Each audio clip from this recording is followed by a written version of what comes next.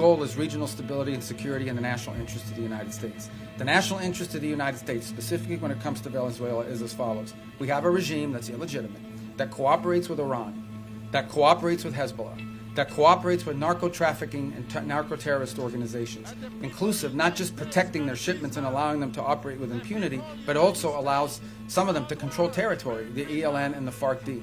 Okay? The ELN and the FARC dissidents operate openly. They have like open camps that they control territory inside of Venezuela. That is our national interest, and that is what this is focused on.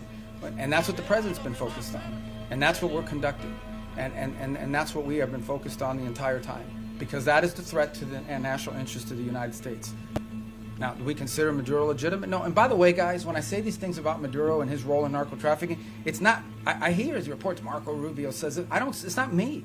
A grand jury in New York, in the Southern District of New York, okay, a grand jury in the Southern District of New York was presented evidence and came back with an indictment, not just against Maduro, by the way, but against a bunch of people in his government for narco-trafficking.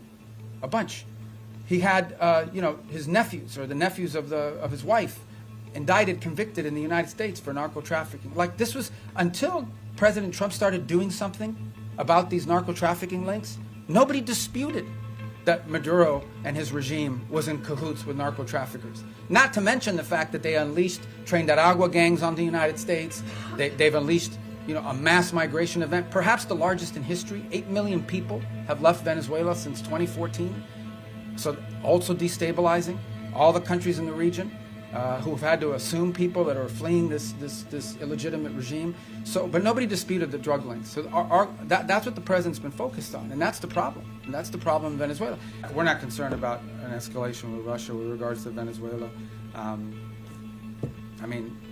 We've always expected them to provide rhetorical support for the Maduro regime. I think they have their hands full in Ukraine, and if he's watching, Sergey, Merry Christmas. But at the end of the day, I expected them to say what they were going to say. The rhetorical support, we understand what that's at. It's not a factor in how we consider this whole thing.